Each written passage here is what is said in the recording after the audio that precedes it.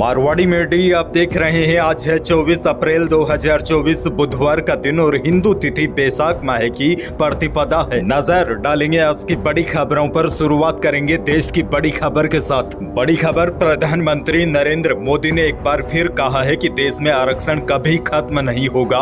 उन्होंने राजस्थान के उनियारा में कहा कि कांग्रेस पार्टी की सोच हमेशा तुष्टीकरण की राजनीति की रही है। वो दलित आदिवासियों को मिले आरक्षण को कम करके मुसलमानों को देना चाहती है। पीएम मोदी ने कहा, साल 2024 में कांग्रेस ने सबसे पहले आंध्र प्रदेश में SC/ST के आरक्षण में कमी करके मुसलमानों को रिजर्वेशन देने की कोशिश की गई। पीएम बोले, यह कांग्रेस का एक पायलट प्रोजेक्ट था जिसे बाद में पूरे देश में लागू करने की प्लानिंग थी, लेकिन मंसूबे कामयाब नहीं हो सके।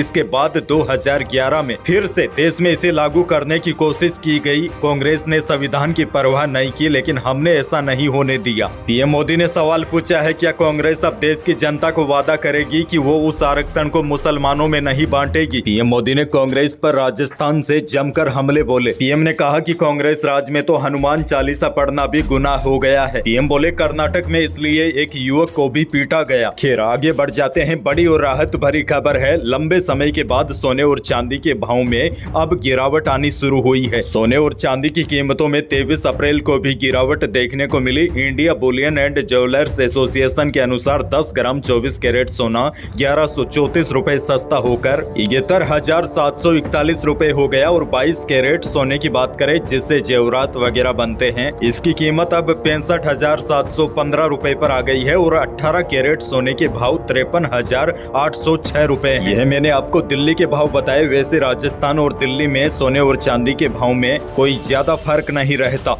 बड़ी खबर यह है, पिछले 2 दिनों से सोने और चांदी के भाव में गिरावट का दौर जारी है। आगे बढ़ते हैं। राजस्थान से बड़ी खबर, आजकल घर में सोना और चांदी रखना भी कहां सुरक्षित है। जयपुर से बड़ी खबर है। जयपुर में 75 साल की बुजुर्ग महिला ने चोरी होने के डर से सोने की चेन निगल ली। इस चेन को पेट के अंदर से वापस डॉक्टरों को निकालना पड़ा। डॉक्टरों ने एंडोस्कोपिक प्रोसीजर के जरिए चेन को निकाला। दरअसल चेन निगलने से महिला के पेट में जगह जगह घाव हो गए थे। हालांकि बताया जा रहा है कि अब महिला की हालत ठीक है। डॉक्टरों ने बताया कि दिमाग की बीमारी से पीड़ित 75 वर्षीय महिला को यह भ्रम हो गया कि उसके घर में चोर घुस गए हैं। इस भ्रम में उसने अपनी सोने की चेन को निगल लिया जो पेट में चली गई। उसके बाद महिला के पेट में तेज दर्द शुरू हुआ। तकलीफ बढ़ी तो महिला को हॉस्पिटल में भर्ती कराया। जांच में पता चला कि महिला के पेट में सोने की चेन है। उसको भ्रम हो गया था कि घर में चोर घुस गए हैं। महिला को डर लगा कि कहीं चोर मेरी सोने की चेन न ले जाए, इसीलिए महिला ने पूरी चेन ही पेट के अंदर गटक डाली। हालांकि चोर घुसे नहीं थे, महिला का केवल भ्रम था। आगे बढ़ते हैं। गेहूं किसानों के लिए बड़ी खबर है। खाद्य विभाग का बड़ा आदेश आया है। गेहूं किसान लंबे समय इसकी मांग भी कर रहे थे। राजस्थान के सभी जिलों में अब कम गुणवत्ता का गेहूं भी FCI खरीदेगी। इसके लिए FCI ने क्वालिटी में छूट के आदेश जारी किए हैं और खास बात यह भी है, गेहूं की क्वालिटी में छूट के साथ ही समर्थन मूल्य में कटौती नहीं की जाएगी। दरअसल होता क्या है, गेहूं काला है, खराब है, चमक कम है, यानी कि कम गुणवत्ता का गेहूं बताकर खरीद केंद्रों से किसानों को बेरंग ही लौटा दिया जाता था, जिससे किसान परेशान थे। लेकिन अब राहत भरी खबर आई है। सिकुड़े और टूटे गेहूं की सीमा को 6% से बढ़ाकर 20% तक कर दिया है, जबकि चमक विहीन गेहूं की सीमा भी 70% तक की छूट कर दी गई है। यानी कि अब किसानों को कम गुणवत्ता वाले गेहूं के भी अच्छे दाम मिलेंगे। आगे बढ़ते हैं। बात जब किसानों की ही हो रही है तो किसानों के लिए एक और अच्छी खबर है। इसबगोल के भाव में लंबे समय के बाद तेजी आती हुई दिखाई दे रही है।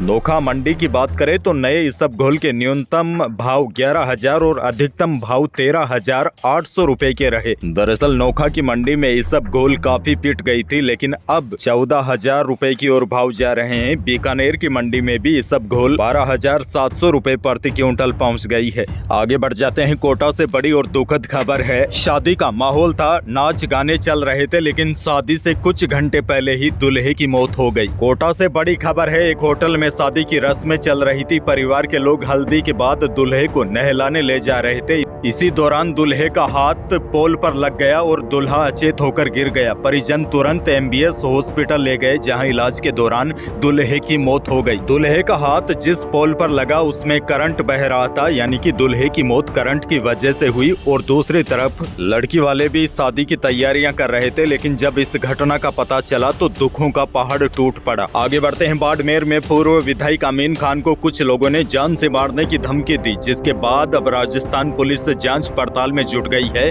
फिलहाल धमकी देने वाले युवक को पुलिस ने गिरफ्तार कर लिया है और आगे की कार्रवाई में जुटी है। खैर आगे बढ़ जाते हैं, लेकिन उससे पहले मौसम से जुड़ी बड़ी खबर है। बीते 24 घंटों के दौरान भी, यानी कि मंगलवार को हनुमानगढ़, गंगानगर, चूरू, बीकानेर, झुंझुनू यहाँ के कुछ एरिया में धूल भरी हवा चली और दोपहर के बाद कुछ स्थानों पर बादल भी छाए रहे। बड़ी खबर यह है, राजस्थान में आ रहे back to back western disturbance के कारण तापमान सामान्य बना हुआ है। मौसम को लेकर बड़ी अपडेट अब यह है, फिलहाल 24 और 25 अप्रैल को तो मौसम अधिकांश भागों में शुष्क रहेगा, लेकिन 26 अप्रैल को एक और हल्का प्रभाव का पश्चिमी विक्षोभ सक्रिय होगा, जिसकी वजह से उत्तरी राजस्थान और दक्षिणी पूर्वी राजस्थान के भागों में हल्की बारिश हो सकती है। इसमें बांसवाड़ा, झालावाड़, बारां, डूंगरपुर, प्रतापगढ़, बीकानेर, चूरू, हनुमानगढ़ और गंगानगर यहाँ पर मौसम एक बार फिर पलटेगा। 26 अप्रैल को यहाँ पर आंधी बारिश का दौर जारी रह सकता है।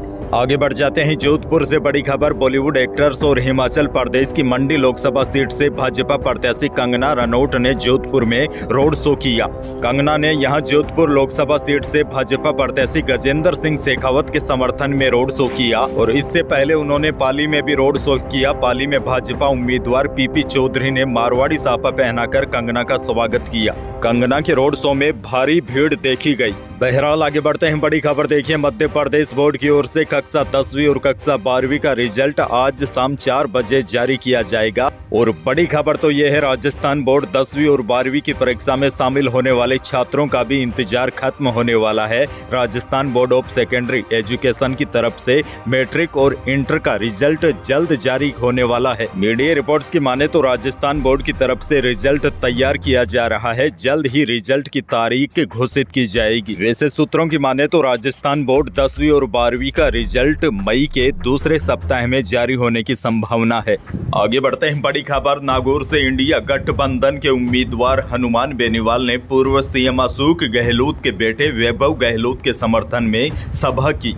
वैभव के लिए दोनों नेता एक मंच पर आए। बेनीवाल ने वैभव के लिए वोट मांगते हुए दावा किया कि वह हर जगह राजस्थान में वोट मांगने नहीं जा रहे हैं। दरअसल दूसरे चरण में 26 अप्रैल को मतदान होने हैं और जालोर सिरोही सीट से कांग्रेस ने वैभव गहलोत को चुनावी मैदान में उतारा है। मंगलवार को बेनीवाल ने भीनमाल के बगोड़ा और सांचौर के डूंगरी में सभा की। बेनीवाल ने कहा, हम दोनों दिल्ली जाएंगे तो जालोर का खूब विकास होगा। आगे बढ़ते हैं। देश के लिए एक और बड़ी खुशखबरी, रक्षा अनुसंधान एवं विकास संगठन यानी DRDO ने बीते लंबे समय से रक्षा समेत विभिन्न क्षेत्रों में भारत को विकास की राह पर ले जा रहा है। अब DRDO ने एक ऐसा कमाल किया है जिससे देश के सैनिकों को काफी बड़ा फायदा होगा। DRDO ने भारतीय सेना के लिए एक ऐसी बुलेट प्रूफ जैकेट को विकसित किया है जो बेहद ही खास है। बड़ी बात यह है, स्नाइपर की 6 गोलियां इस जैकेट को भेद नहीं सकती। यही थी प्रदेश और देश की आज की कुछ बड़ी और महत्वपूर्ण खबरें। वीडियो को लाइक करना बिल्कुल न भूलिए और चैनल पर नए हैं तो सब्सक्राइब भी कर लीजिए ताकि आप अपडेट रहे बड़ी और काम की खबरों से। धन्यवाद।